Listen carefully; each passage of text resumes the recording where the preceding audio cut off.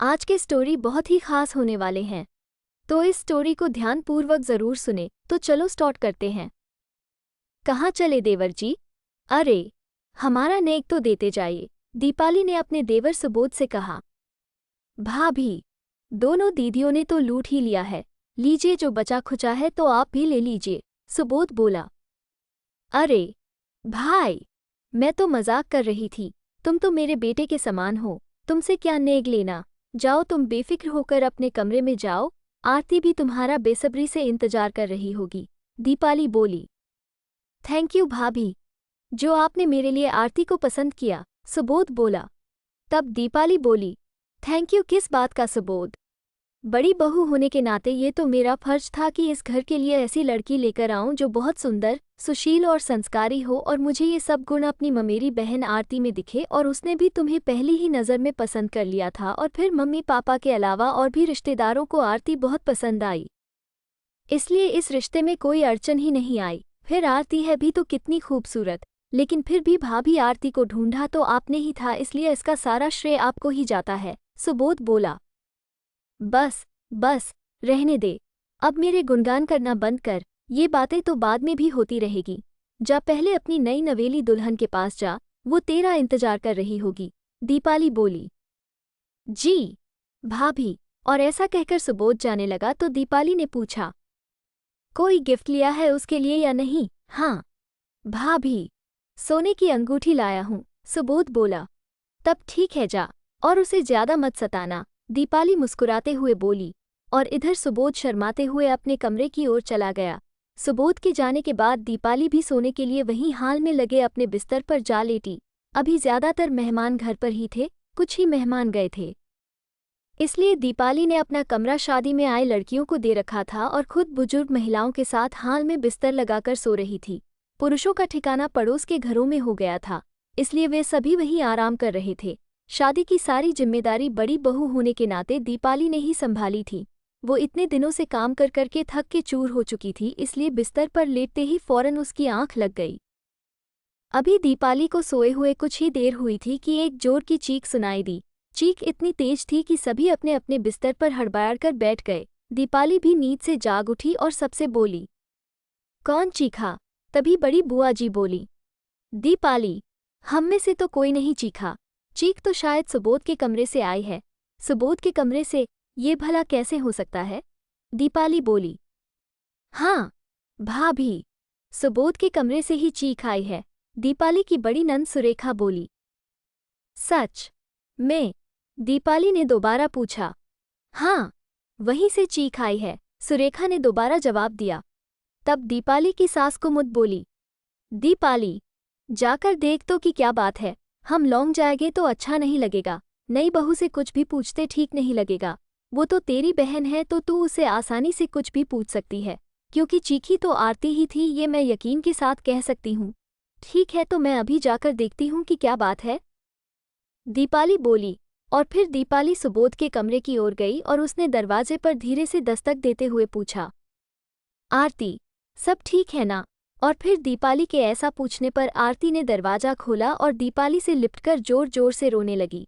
आरती को रोता देखकर दीपाली बहुत जोर से घबरा गई और उससे पूछा, क्या हुआ आरती, तू रो क्यों रही है? सुबोध ने तुझसे कुछ कहा क्या?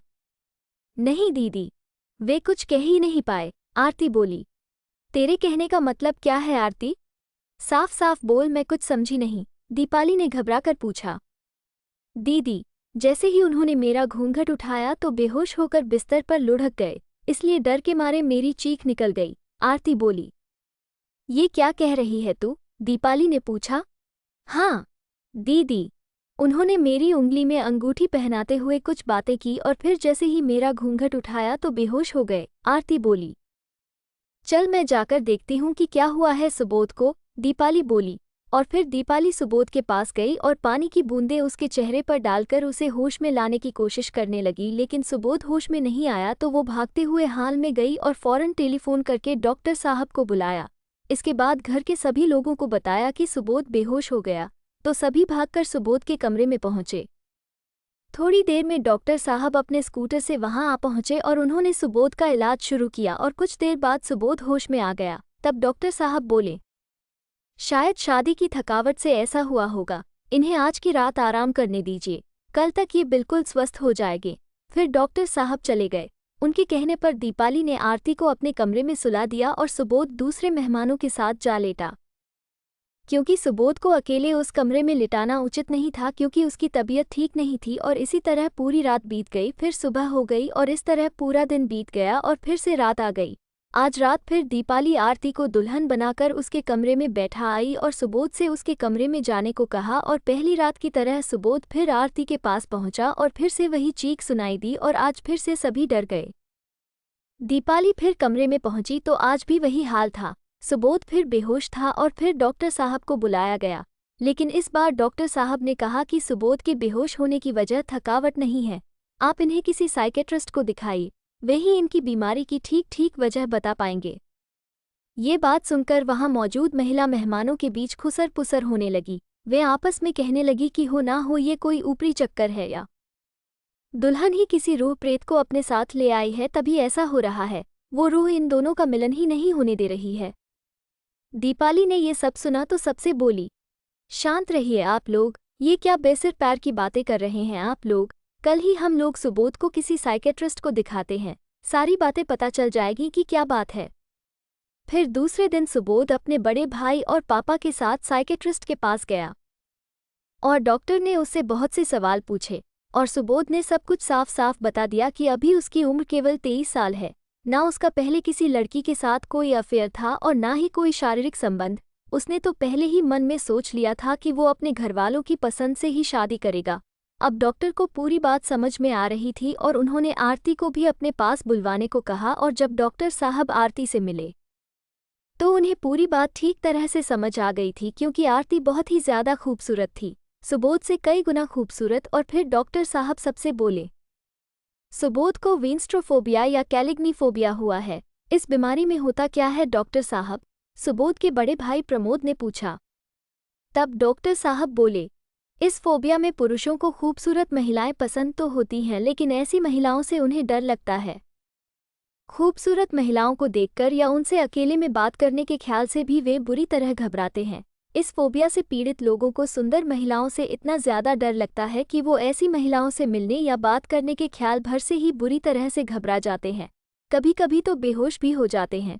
इस बीमारी के लक्षण हैं शरीर बुरी तरह कांपना, दिल की धड़कन बढ़ जाना, सांस लेने में दिक्कत होना, पसीना आना, उल्टी, सिर दर्द, रोना और बेहोश हो जाना, कभी कभी तो दिल का दौरा भी पड़ जाता है। तो इसका कोई इलाज? सुबोध के पापा ने पूछा। इस बीमारी का कोई इलाज नहीं है। अगर मरीज के साथ जबरदस्ती की भी गई तो उन्हें हार्ट अटैक हो सकता है और मरीज की जान भी जा सकती है।